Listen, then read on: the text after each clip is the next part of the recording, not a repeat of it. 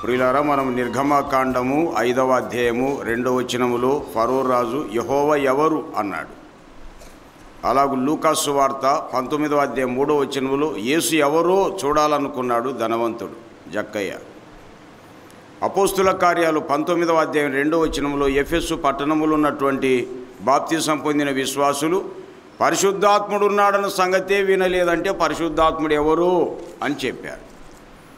కాబట్టి యెహోవా ఎవరు, యేసుప్రభు ఎవరు, పరిశుద్ధాత్మ ఎవరు అన్నటువంటి ఈ అంశాల మీద మనం వాక్యాన్ని ఆధారం చేసుకొని వింటున్నాం. యెహోవా ఆది అను స్థానములో మరి త్రిత్వం యొక్క ఏకత్వాన్ని మనం గమనించాం. రెండవదిగా మనం చూసాం దేవుడు అను స్థానములో దేవునిగా త్రిత్వములో ఉన్నటువంటి ఏకత్వాన్ని కూడా మనం గమనించాం ప్రియులారా. ఇప్పుడు మరొకటి నేను జ్ఞాపకం చేస్తున్నాను. సృష్టికర్తగా త్రిత్వములో ఉన్న ఏకత్వం అనేది జ్ఞాపకం చేసుకుంటాం. సృష్టికర్తగా త్రిత్వములో ఉన్న ఏకత్వం, త్రిత్వం అంటే తండ్రి, కుమార, పరిశుద్ధాత్మ.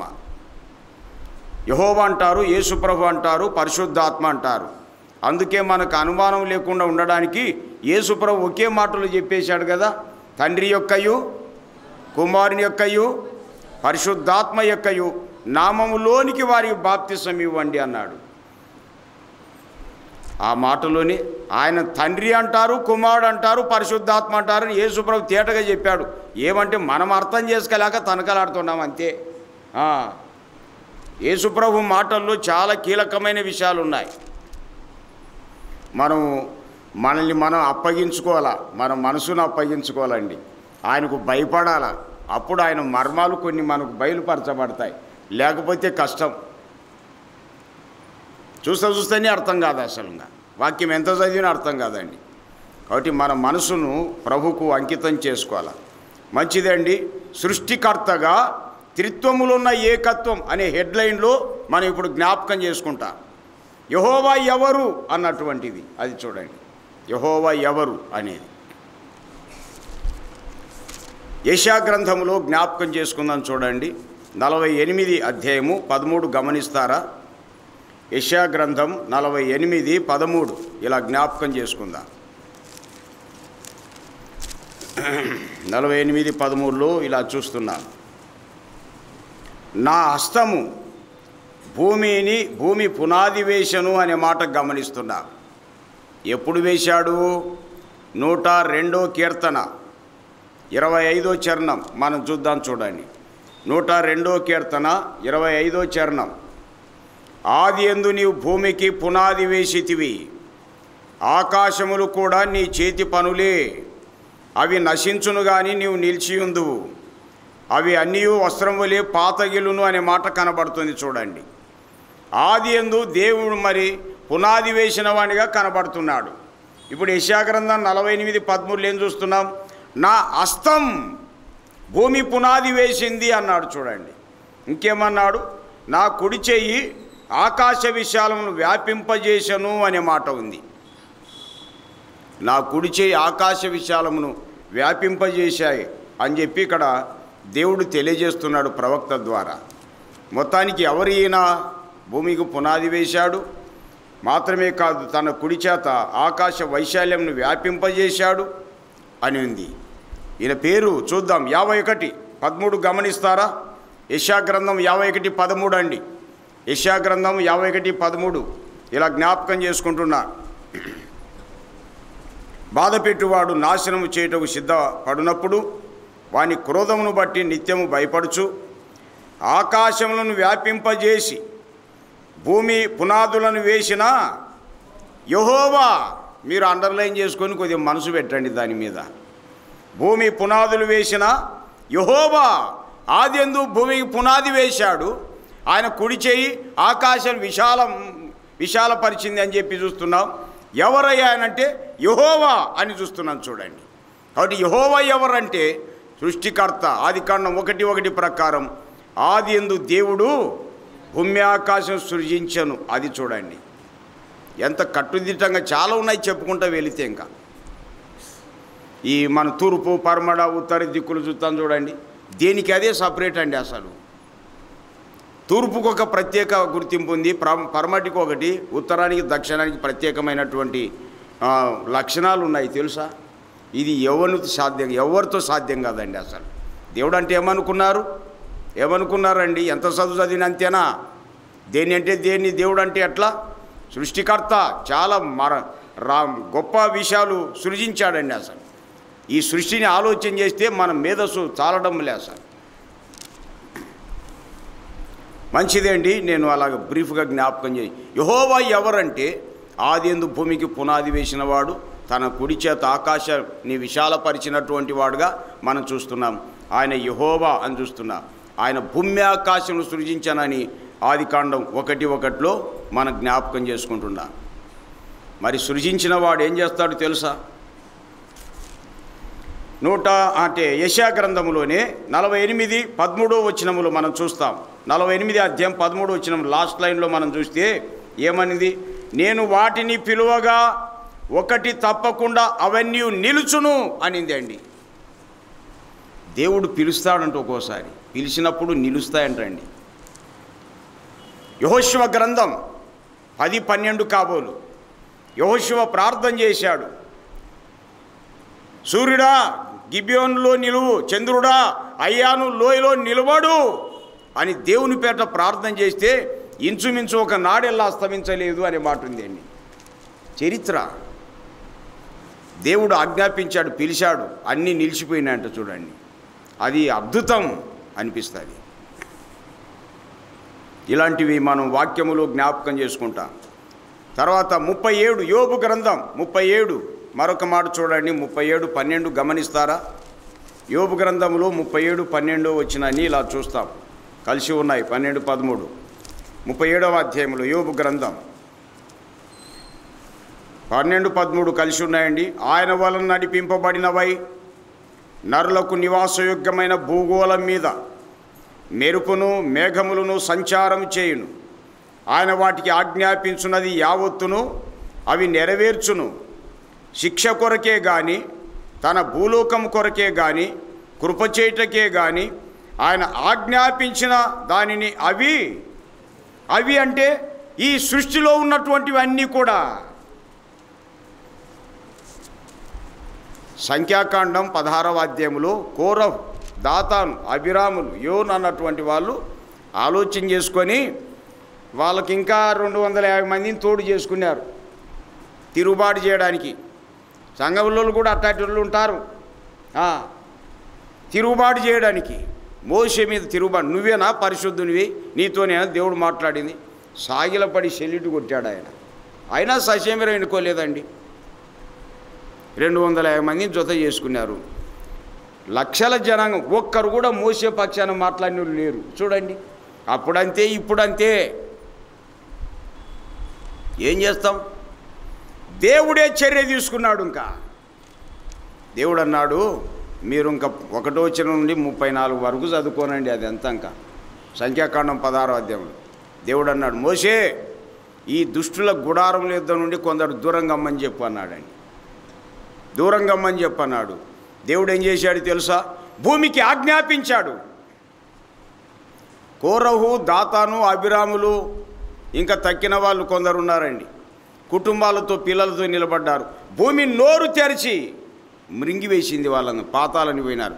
ప్రాణంతోనే కేకలు వేసుకుంటూ పాతాళం వెళ్ళాడు. ఈ లోకంలో నీకు నాకు న్యాయం చెప్పరు, కానీ ప్రకృతికి ఆజ్ఞాపిస్తాడు తెలుసా? అవసరమైతే అంతు తేలుస్తాడు. సమయం పడుతుందండి, అంతే. చాలామందికి తెలియడం లేదు ఇవన్నీ. ఎవరిని వదిలిపెట్టాడు ఆయన.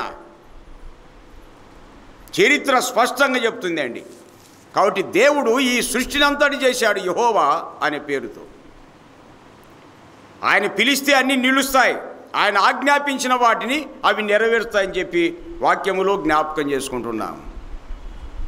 యెహోవా సృష్టికర్త, సృష్టికి ఆజ్ఞాపిస్తాడు ప్రియులారా. దాంతో మాట్లాడతాడు, ఆజ్ఞాపిస్తాడు.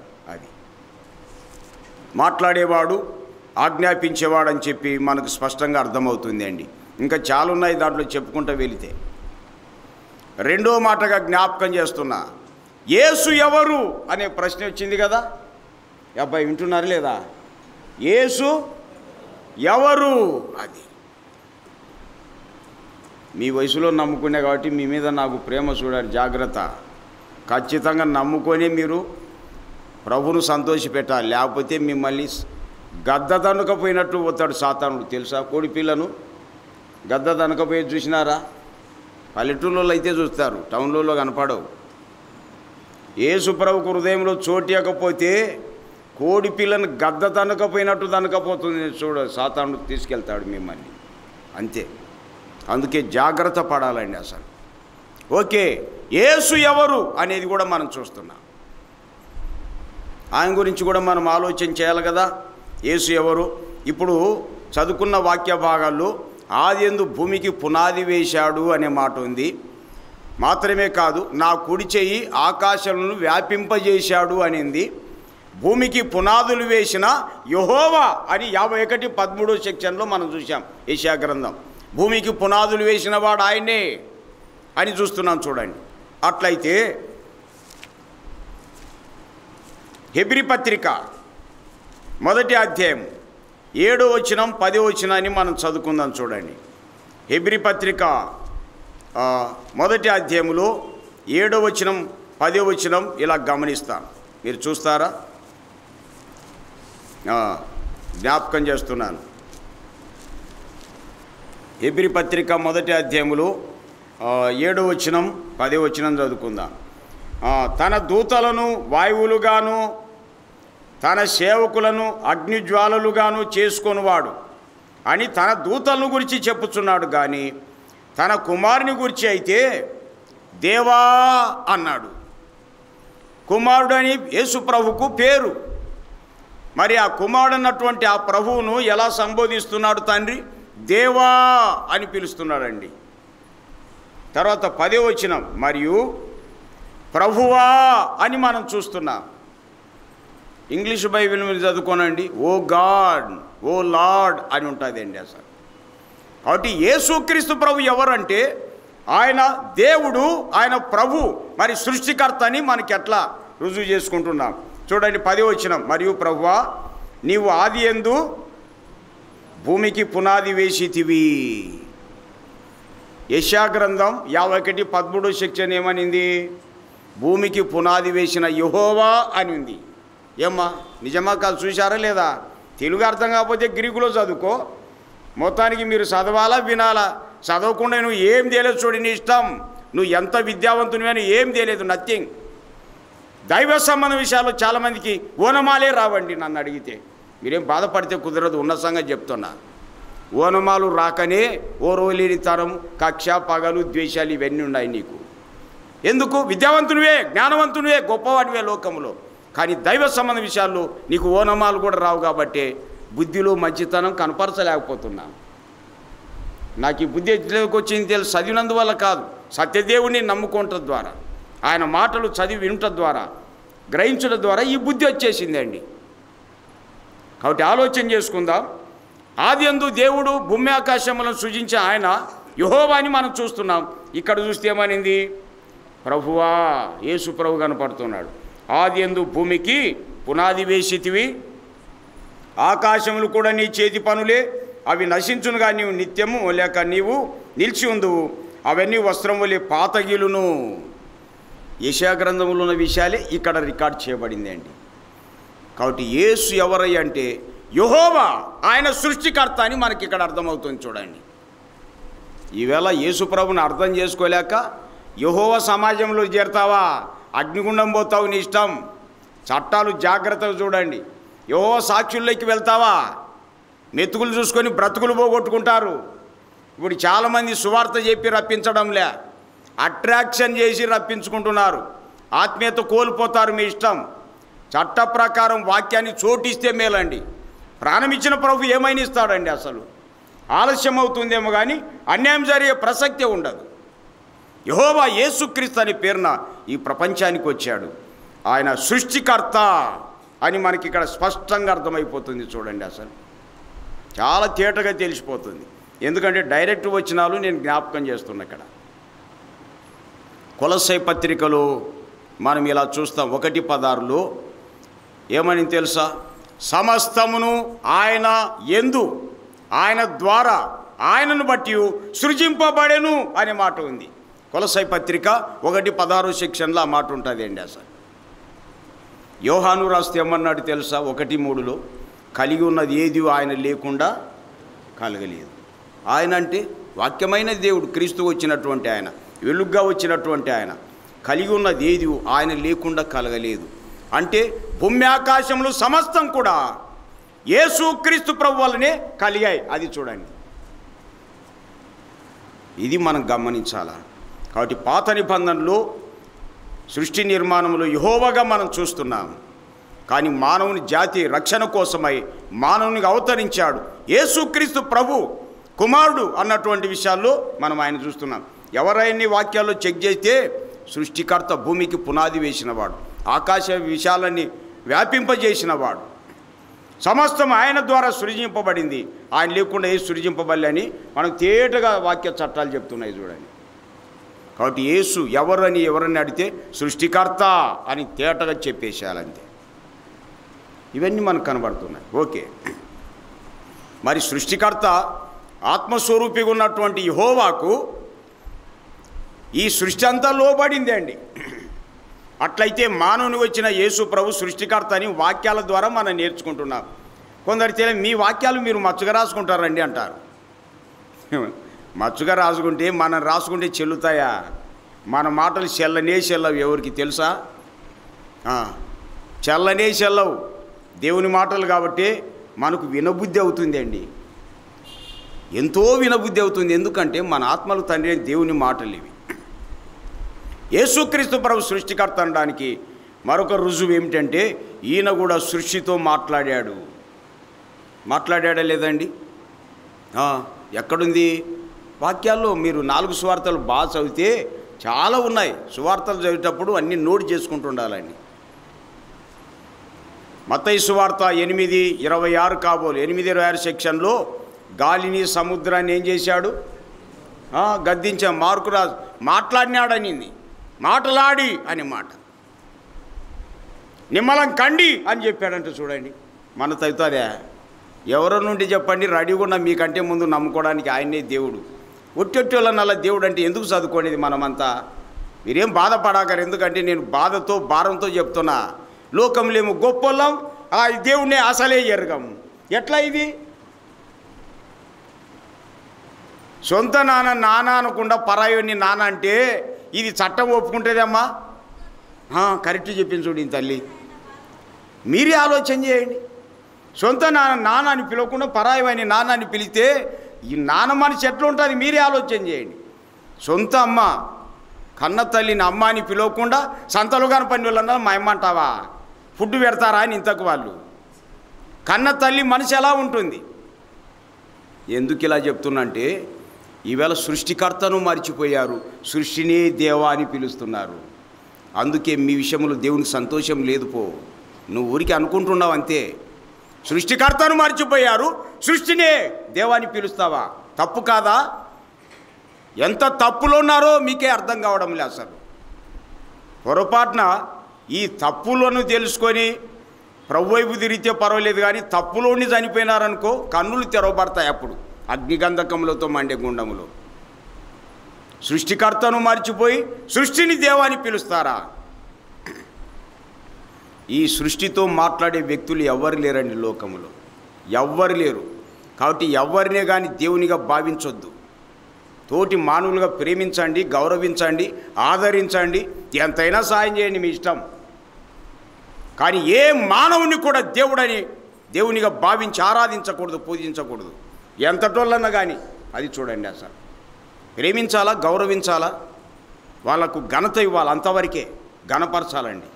కానీ దేవునిగా ఈ విశ్వములో ఏ మానవుని కూడా మనం భావించడానికి వీల్లేదు. కారణం, గాలితో మాట్లాడే వాళ్ళు ఉన్నారా? నో. భాష రాకపోతే మనుషులతోనే మాట్లాడలేరు. ఎవరు నిజమా కాదా? మరి ఒట్టోళ్ళ నల్ల దేవుడు అంటే ఎట్లా? యేసు ప్రభు సృష్టితో మాట్లాడాడు, గాలితో సముద్రంతో మాట్లాడాడు, నిమ్మలమైపోయింది. చెట్లతో మాట్లాడాడు. మత్తయి సువార్త 21:19 సెక్షన్లో మనం చూస్తాం. మత్తయి 21:19లో అంజూరపు చెట్టుతో మాట్లాడాడా లేదా? ఏ ఫలాలు లేకపోతే ఇక మీదట నీవెన్నటి కాపు కాయకుందుగాక, కాసిన నీ ఫలాలు ఎవరు తినకుందురుగాక అన్నాడు. వెంటనే ఎండిపోయింది. మీ ఊరు వాళ్ళు కలిసి పెద్ద పెద్దోళ్ళు కలిసి ఒక చెట్టుతో మాట్లాడండి, అది ఇంటది మాట. నేను ఎందుకు చెప్తున్నా అంటే ఎంత చదువు చదివినా అంతేనండి. ఒట్టోళ్ళని నిలబట్టుకొని దేవుడు అంటే ఎట్లా బాగుపడతాం మనము? ఇంత జ్ఞానం ఇంత టెక్నాలజీ వచ్చినప్పుడు. ఏమ్మా అర్థమవుతుంది తల్లి? మీకు ఈయన అర్థమైంది అంటే ఊరల్లో బాగుపడినట్టే చూడండి. ఇంకా మెయిన్ మీరే. ఏమన్నా నిజమా కాదా? ఏమన్నా అట్లా చెప్తారంటారేమో. వాక్యాల్లోటే చెప్తా నేను. నీకు ఒక్కదానికి అర్థమైంది అంటే ఇంటి నెల తిప్పేస్తారు బొంగరంలాగా. ఏమయ్యా మాకేం తిక్కబట్టింది అనుకున్నా. ఇంట్లో యజమానులు కూడా వింటారు. ఏమ్మా మీ మాటలు ఖచ్చితంగా వింటారా వినరా? వింటారు, సాధ్యమైనంత. ఇప్పుడు వినకపోయినా తర్వాతనైనా వింటారు. సమరయశ్రీ ఏం పెద్ద చదువు అయిందో మనకేం తెలియదు. ఒక లైన్ చెప్పేసరికి సమరయులల్లా ప్రభు దగ్గరికి వచ్చేసినారు. ఇది చూడండి, మనం గంటసేపు ప్రసంగం చేసినా ఒకరు దొరకరు ఒక్కోసారి. ఆమె అంటే ఆడవాళ్ళ యొక్క మాటలు చాలా షార్ప్గా ఉంటాయి, అంటే పదునుగా ఉంటాయి, దూసుకపోతాయండి ఏదైనా ఒక మాట వదిలితే. కాబట్టి మీరు కూడా అమ్మా అట్ట మాటలు, దేవుని మాటలు వదలాలా. ఏం తిక్కబట్టి పార్తను పోయినా అనుకున్నా ఎట్టేట. ఓ యేసుప్రభు అంటే ఎవరో చెప్తారు, మనం చదివింది లేదు వినింది లేదు, తిక్కగా మాట్లాడతావా అని ఇంట్లో చెప్పుకోవాలా మీరు. చదివితే వింటే అర్థమవుతాయి ఎవరికైనా. అది చూడండి, సృష్టితో మాట్లాడాడు, చెట్లతో మాట్లాడాడు, శవాలతో కూడా మాట్లాడాడు. మత్తయి సువార్త 11:5. చనిపోయిన వాళ్ళని చాలామందిని బ్రతికించినాడు అండి ఆయన. మత్తయి 11:5 సెక్షన్లో మాట ఉంటుంది. మాత్రమే కాదు, గమనించండి, జలచరాలతో మాట్లాడాడు ఆయన. మత్తయి సువార్త 17:27 సెక్షన్ 17:27లో చెప్పాడండి, నువ్వు గాలం తీసుకొని సముద్రంకి వెళ్ళి గాలం వేయి, ఒక చేప పడుతుంది అని చెప్పాడండి. ఆ చేపని ఎందుకు పడింది? ప్రభు ఆజ్ఞాపించాడు. అది చూడండి, జలచరాలతో మాట్లాడాడు ఆయన. యోహాను సువార్త 21వ అధ్యాయంలో కూడా మనం 3వ వచనం నుండి 11 వరకు అక్కడ కూడా మరి చేపలు ఆయన మాట విన్నట్టు మనం చూస్తాం. చేపలు లేని స్థలాల్లో 153 చేపలు అన్నాయి, గొప్ప చేపలు. జలచరాలు, చేపలు దేవుని మాటలు వింటుంటే మీరు వింటున్నారా లేదా? మీరే ఆలోచన చేయండి. చేపలకు తెలివి ఎక్కువ, మనకి ఎక్కువనా? మామూలుగా అయితే మామూలుగా ఏం బాబు తెలివి దేళ్ళకి ఎక్కువ? ఏమి ఇంగ్లీష్ మీడియం చదువుకునే అవి ఏమన్నా వాటికి ఏబిసిడీలు వస్తాయా? ఈ విశ్వములో ఉన్నటువంటి జీవరాశులు దేవునికి లోబడుతున్నాయి. జ్ఞానం కలిగిన మనుషులే లోబడకుండా ఉండారండి. అది వచ్చిన చిక్కంతా. నేను వాటిని స్టడీ చేసినప్పుడు ఇదల్లా బ్రెయిన్ తిరిగిపోయింది నాకు. అబ్బా ఇన్ని ఏ గాలం ఎచ్చే పడతాయే, అట్లాంటివి వివేకం లేని తెలివి లేనటువంటి చేపలు దేవుని మాటలు వింటున్నాయే. ఇంత చదువుకొని వినకపోతే ఎట్లా అనిపించింది నాకు. అది ఏమో అర్థమవుతుందా? చూడండి, జలచరాలతో మాట్లాడాడు ఆయన. ఇంకా మనం ఎన్నో విషయాలు మాట్లాడుకోవడానికి అవకాశాలు ఉన్నాయి. చనిపోయి సమాధిలో కుళ్ళిపోయిన వ్యక్తితో మాట్లాడాడు. ఎవరు ఆ వ్యక్తి? యోహాను సువార్త 11:43 సెక్షన్ కాబోలు 11:43లో చనిపోయి సమాధిలు చేయబడి కుళ్ళిపోయిన వాళ్ళతో ఎవరు మాట్లాడతారండి? బ్రతికినంతోనే మాట్లాడలేము మనం, చచ్చినోళ్ళతో మాట్లాడతారా? అది మానవునికి దేవునికి ఉన్న తేడా. ఈవేళ దేవుని అవతారం అని ఎవరైనా చెప్పుకున్నారనుకోండి, చెట్లతో మాట్లాడమని చెప్పండి, శవాలతో మాట్లాడమని చెప్పండి. సున్నా. మీరేంటంటే ఇవన్నీ తెలియక పొరపాటు పడిపోతున్నారమ్మా, పొరపాటు పడుతున్నారు. దేవుడు అంటే ఏమనుకో, ప్రతి దాన్ని దేవుడు అంటే ఎట్లా? ఇంకా చాలా ఉన్నాయి. ఎందుకంటే ఉన్నమాట అంటే ఉన్న ఊరు అచ్చిరాదంటారని చెప్పక చెప్తున్నా నేను. చట్ట ప్రకారం పరమాత్మని తేల్చి చెప్తాం. యేసు ప్రభు సృష్టికర్త, అందుకే సృష్టితో మాట్లాడేటువంటి వాడుగా ఆయన కనబడుతున్నాడు. చూడండి, దేంతోనైనా ఎవరితోనైనా ఆయన మాట్లాడతాడండి. కారణం ఆకారం అందే మనుషుడు కానీ అంతరంగములో సృష్టికర్త యేసుక్రీస్తు ప్రభు. మరి ఈ ప్రభుకు నిండారా మనసారా మీ హృదయంలో చోటిచ్చారా బాబు? అబ్బాయిలు అమ్మాయిలు ఇంకా ఎవరైనా అమ్మా, ఎప్పుడూ చాలా సంవత్సరాలు, ఇంచుమించు 47 సంవత్సరాలు అవుతుంది, ప్రభుకు నా హృదయంలో చోటిచ్చినందువల్ల ఈ బుద్ధి వచ్చేసింది అండి. అసలు ఈ భాగ్యం దొరికింది నాకు. కాబట్టి మీకు మీ పిల్లలకి వద్దా? ఆలోచించండి అమ్మా బాబు. ఎందుకంటే చాలా ముఖ్యమైనటువంటి విషయాలు. సృష్టికర్త మానవుని ఈ ప్రపంచానికి వచ్చాడు, తాను రుజువు చేసుకున్నాడు. కాబట్టి మీరు కుటుంబాలతో ప్రభుకు హృదయంలో చోటు ఇవ్వాలండి. నేను చెప్పేది కాదు, ఆయనే చెప్పాడు ప్రతిది కూడా. ప్రయాసపడి భారం మోసుకొనిచున్న సమస్త జనులారా నా యొద్దకు రండి అని పిలుస్తున్నాడు. నా యొద్దకు రండి అని పిలుస్తున్నాడండి. నేను ఈ విషయం మీద చాలాసార్లు కొన్ని గుర్తు చేస్తుంటా.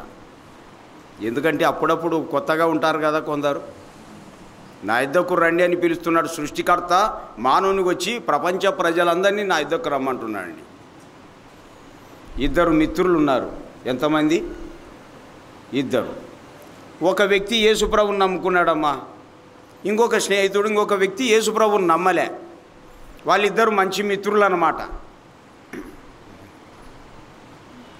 మంచి మిత్రులండి. యేసుప్రభుని నమ్మినటువంటి మిత్రుడు నమ్మని తన మిత్రునితో ఏమన్నాడంటే, అన్నా ఎక్కడికి వెళ్ళి వచ్చావు అని అడిగాడు. అంటే నేను దేవుని దగ్గరికి వెళ్ళి వస్తున్నానన్నా అన్నాడండి. ఎక్కడికి వెళ్ళి వస్తున్నాడట? దేవుని దగ్గరికి వెళ్ళి నేను వస్తున్నానండి అన్నాడు. నమ్మిన వ్యక్తి మళ్ళీ అడిగాడు, దేవుడు దగ్గరికి వెళ్ళావు కదా, దేవుడు నిన్ను పిలిచినాడా లేదా, నిజంగా చెప్పు, అబద్ధాలు ఆడకుండా అని అడిగాడు. కొద్దిగా లిజన్ కేర్ఫుల్లీ ప్లీజ్, చాలా కీలకమైనవి నేను జ్ఞాపకం చేస్తా. Thank you.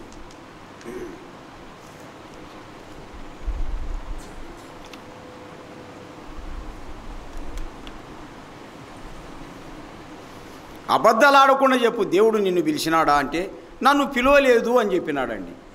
మీరు దయచేసి అర్థం చేసుకోనండి. చాలా కీలకమైన విషయాలు జ్ఞాపకం చేస్తున్నా. నేను ఒక ఇంగ్లీష్ మ్యాగజైన్లో చదివి అన్నమాట.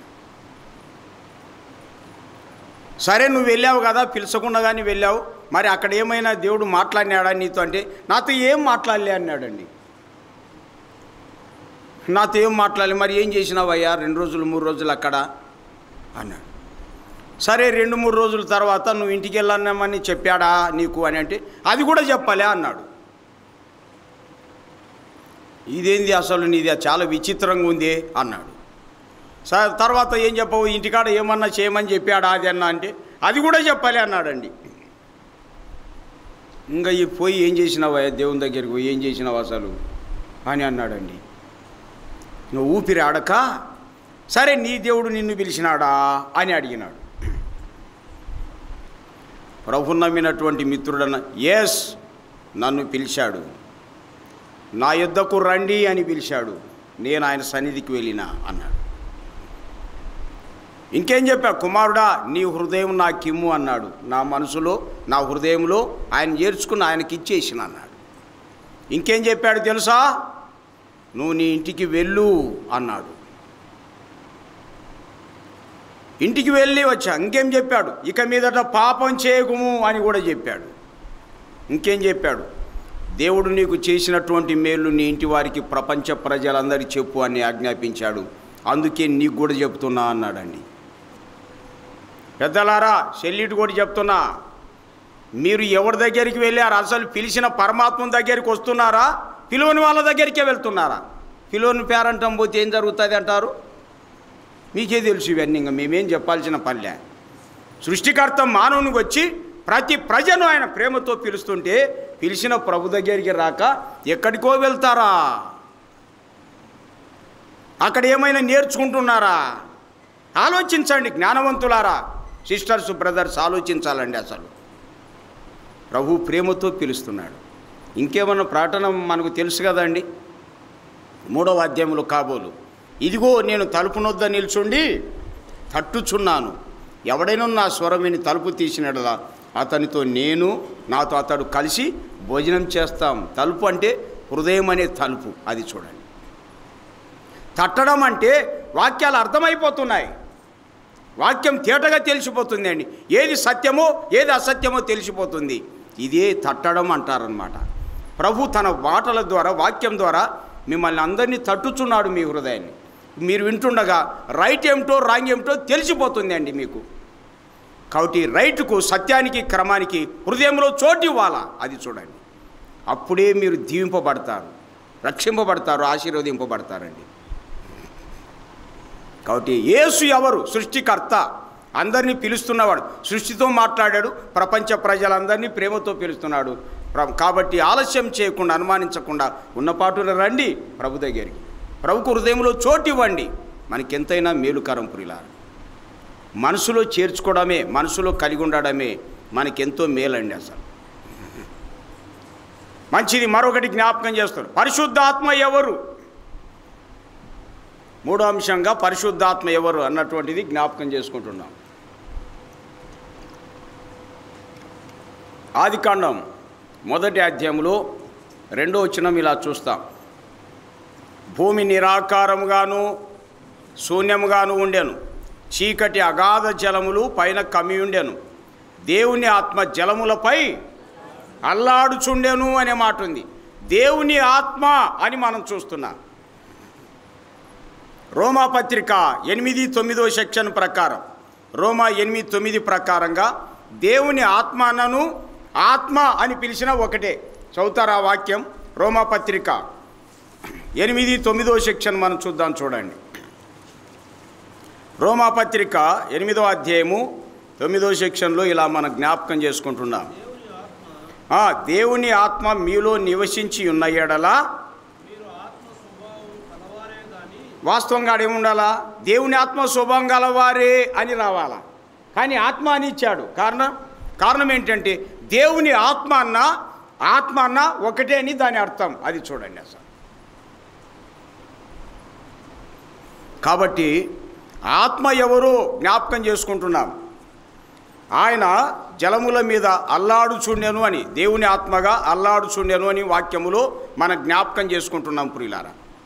ఆదికాండం 1వ అధ్యాయం 3వ సెక్షన్లో మనం చూస్తే మళ్ళీ దేవుడు అనే మాట ఉంది అండి.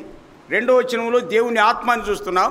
3వ వచనం వచ్చేసరికి దేవుడు అనే మాట ఎందుకుంది అంటే, దేవుడు చేయబోయేటువంటి గంభీరమైన కార్యములను బట్టే దేవుడు అని చెప్పడం జరిగింది. కార్యములను బట్టే పేర్లు మారుతాయి కానీ మామూలుగా కాదు. అది చూడండి. ఆయన చేయబోయే గంభీరమైన కార్యములను బట్టే దేవుని ఆత్మ అనే పేరుకు అది బదులు దేవుడు అనే పేరు వచ్చేసింది అక్కడ. అప్పుడు దేవునిగా ఆయన ఏం చేస్తున్నాడు? వెలుగు కలుగునుగాక అని పలకడం మనం చూస్తున్నాం. కాబట్టి కార్యాలను బట్టి ఆయన పేరు అన్నటువంటిది మారుతుంటుంది ప్రియులారా. ఇది కాబట్టి దేవుని ఆత్మ అన్న ఒకటే. ఆయన ఏం చేస్తున్నాడు? ఈ సృష్టి నిర్మాణములో ఆయన కనబడుతున్నాడు ప్రియులారా. దేవుని ఆత్మగా అల్లాడుచున్నాడు అనే మాట 3వ వచనం వచ్చేసరికి దేవుడు అనే మాట చూస్తున్నాం. వెలుగు కలుగునుగాక అని చెప్పాడు ఆయన. సృష్టి నిర్మాణకుడు ఆత్మ అనే మాట మనం జ్ఞాపకం చేసుకుంటున్నాం. మరొకటి 104వ కీర్తన 30వ చరణం మనం గమనిస్తాం. చూడండి. 104వ కీర్తన 30వ చరణం.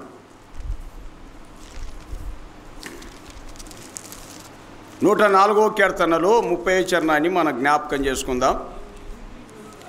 నీవు నీ ఊపిరి విడువగా అవి సృజింపబడును జీవరాశులు. అది చూడండి. నీవు నీ ఊపిరి అంటే ఆత్మకు సంబంధం. నీవు నీ ఊపిరి విడువగా అవి సృజింపబడును అని వాక్యములో మనం జ్ఞాపకం చేసుకుంటున్నాం. తర్వాత మరొకటి జ్ఞాపకం చేస్తాను. యోబు గ్రంథం 33:4 సెక్షన్ చూడండి.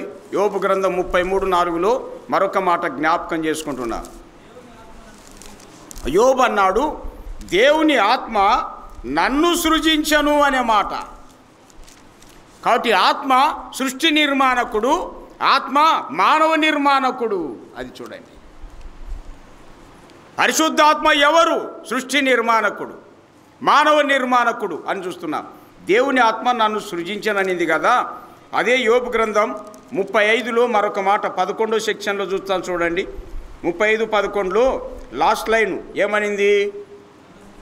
నన్ను సృజించిన దేవుడు అన్నాడండి ఇక్కడ. అక్కడేమో దేవుని ఆత్మ అని చెప్పాడు యోబు. ఏలీహు అన్నాడు నన్ను సృజించిన వాడు దేవుడు అన్నాడు. కాబట్టి దేవుని ఆత్మ అన్నా దేవుడన్నా ఒకటే. ఆత్మ సృష్టి నిర్మాణకుడు, ఆత్మ మానవ నిర్మాణకుడు అని మనకు స్పష్టంగా అర్థమైపోతుంది. చూడండి అసలు. దేవుని విషయాలు మనం గమనిస్తున్నాం. ఆత్మ ఎవరు? పరిశుద్ధాత్మ ఎవరంటే సృష్టి నిర్మాణకుడు, మానవ నిర్మాణకుడు. ప్రియులారా, మంచిది. అట్లయితే ఈయన సృష్టితో దేనితోనైనా మాట్లాడా? అది కూడా కావాలా? చూడండి, ఆది కాండములో మనం జ్ఞాపకం చేసుకుంటున్నాం. 1వ అధ్యాయం 3వ వచనములో వెలుగుతో మాట్లాడాడు ఆయన. వెలుగుతో మాట్లాడాడు. వెలుగు కలుగును గాక అన్నాడండి. ఇప్పుడు మనం కరెంటు పోయినప్పుడు ఇంతమంది కలిసి వెలుగు కలుగాక అనండి, వచ్చదా? రాదు. ఎందుకు రాదు? వీఆర్ ఆల్ మెన్, మనమంతా మనుషులం, అంతే. అది చూడండి, దేవునికి మానవులకు చాలా తేడాలు ఉన్నాయి. ఆది కాండములో మనం గమనిస్తున్నాం 1:3 సెక్షన్లో వెలుగుతో మాట్లాడాడు.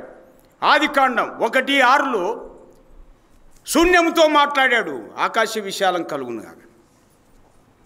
మాత్రమే కాదు, 9-10 వచనాల్లో మనం చూస్తే జలములతో మాట్లాడాడు, మరి మట్టితో మాట్లాడాడంటే నీళ్ళ మీద ఆరిన నేల కనబడును గాక అన్నాడు. చూడండి, అసలు నీళ్ళ మీద ఆరిన నేల ఎట్లా ఉంటుంది? అసలు మీరు ఒట్టి మట్టి, బాగా ఎండిన మట్టి తీసుకుపోయి నీళ్ళ మీద వేయండి, అట్లే ఉంటుందా?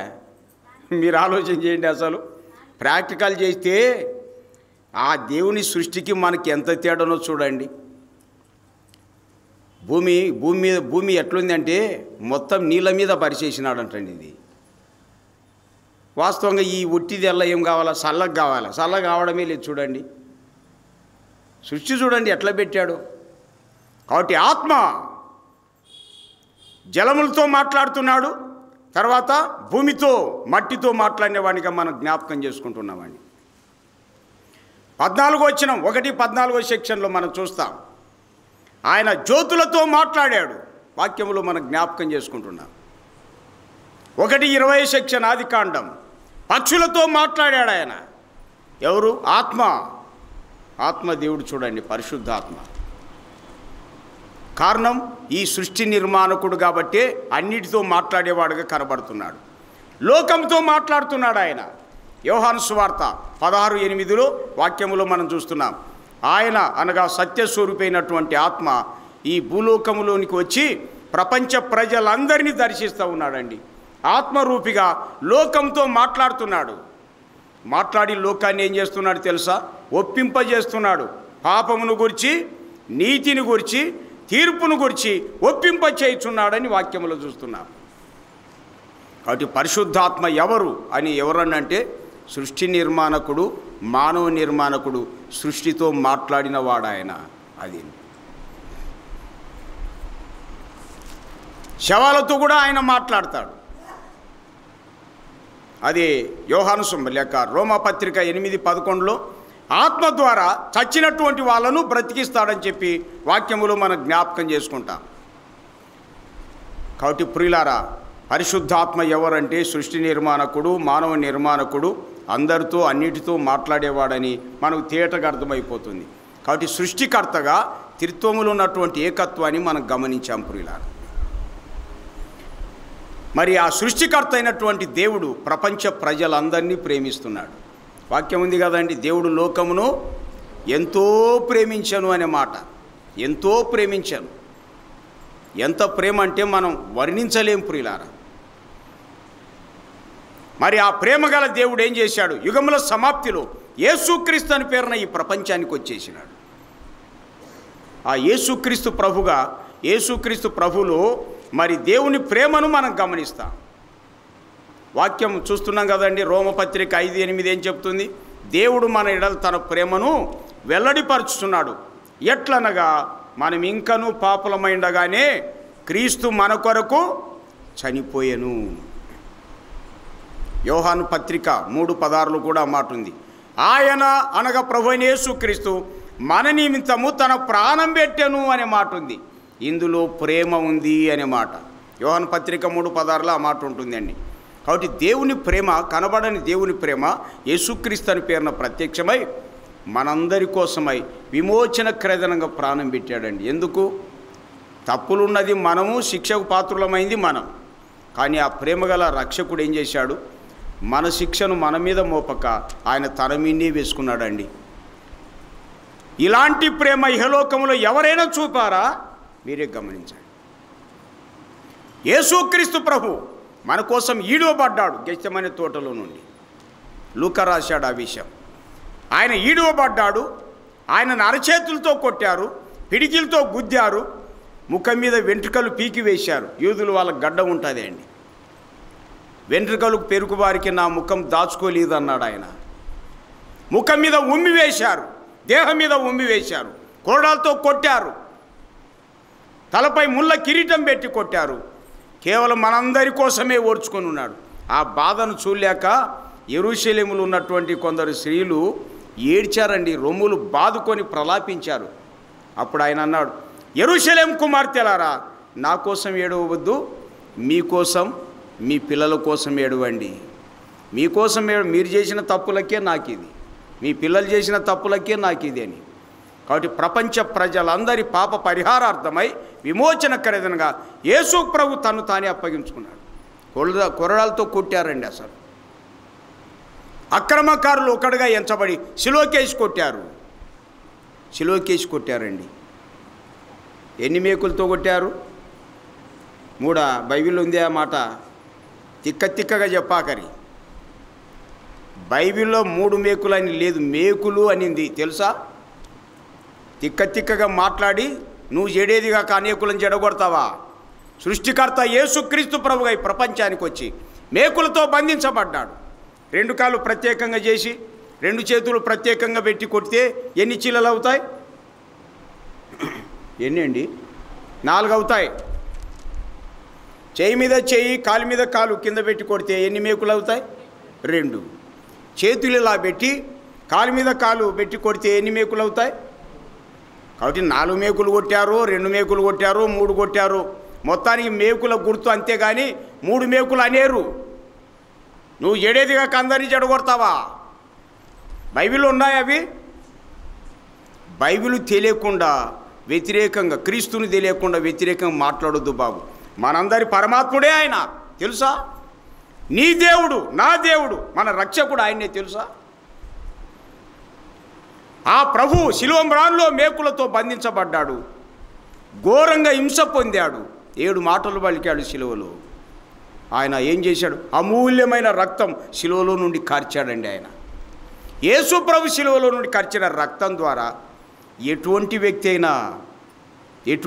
అయినా ప్రభువా నా కోసమే మీరు చనిపోయారు, నా కోసం బాధ అనుభవించారు, ప్రాణం పెట్టి సమాధి చేయబడి తిరిగి లేచినారని మనం విశ్వసిస్తే యేసు ప్రభు ఏం చేస్తాడు తెలుసా? శిలువలో కార్చిన రక్తం ద్వారా ఎటువంటి వ్యక్తులనైనా వారిని ఆయనే కడుగుతున్నాడండి, ఆయన విడిపిస్తున్నాడు. ప్రకటన గ్రంథం 1:6, కొరింథీ మొదటి పత్రిక 1:11, హెబ్రీ పత్రిక 9:14 సెక్షన్ల ప్రకారంగా యేసు ప్రభు తన రక్తంతో పాపం నుండి విడిపిస్తున్నాడు, పాపంలో నుండి కడుగుతున్నాడు. మాత్రమే కాదు, మనసును ఎంతో ఎక్కువగా శుద్ధి చేస్తున్నాడండి. అప్పుడు మనిషి మారిపోతున్నాడు, నూతన పరచబడుతున్నాడండి. కాబట్టి యేసుక్రీస్తు ప్రభు ఆయన తన ప్రేమ చేత మనం ఇంకనూ పాపలమైన క్రీస్తు మన కొరకు చనిపోయాను. కాబట్టి ప్రియులారా, మన గొప్ప రక్షణ సిద్ధం చేశాడు, మహిమకు వెళ్ళారు, రాబోతున్నాడు. ఆయన రాకమునిపే లోకములు ఉండగానే సిద్ధపరచబడినటువంటి రక్షణ, గొప్ప రక్షణ. హెబ్రీ పత్రిక 2:3 సెక్షన్లో మాట ఉంది, ఇంత గొప్ప రక్షణ అనే మాట. ఈ రక్షణ అందరూ పొందాలని ఆయన ఆత్మస్వరూపిగా ఈవేళ ప్రపంచ ప్రజలందరి హృదయాల్లోకి వెళ్తున్నాడండి. ప్రపంచ ప్రజలందరి హృదయాల్లో ఆయన పనిచేస్తున్నాడండి. ప్రభు నీ కోసం ప్రాణం పెట్టాడు కదా, సమాధి చేయబడ్డాడు కదా, 3వ దినమున తిరిగి లేచినాడు. ఆయన నమ్మి తినే పాపక్షమాపణ. కాబట్టి నీ పాపం ఒప్పుకో, నీతి అయినటువంటి ఆయన నువ్వు ఒప్పుకో, లేదంటే తీర్పున్నది ఒప్పుకోవాలా అని లోకాన్ని ఒప్పింపజేస్తున్నాడు. ఆత్మగా హృదయంలో పనిచేస్తున్నాడు ఆయన. కాబట్టి దేవుని ఆత్మ మిమ్మల్ని ప్రేరేపిస్తున్నట్లయితే పెద్దలైనా చిన్నలైనా అందరూ నీతిమంతులేనా? మీలో ఒక్క పాపం కూడా లేదా? మీరే గమనించండి ప్రియులారా. ఉంది అంటే మాత్రం ప్రభు మన కోసమే వచ్చాడు. ఉన్న పాటును వచ్చి ప్రభువా పాపినై నన్ను కరుణించమని చెప్తే చాలండి, క్షమించబడతారు, రక్షింపబడతారు, గొప్ప రక్షణ పొందుతారు. లోకం దేహం ఎప్పుడు ఇచ్చినా సదాకాలం మహిమలో ప్రవేశిస్తాం.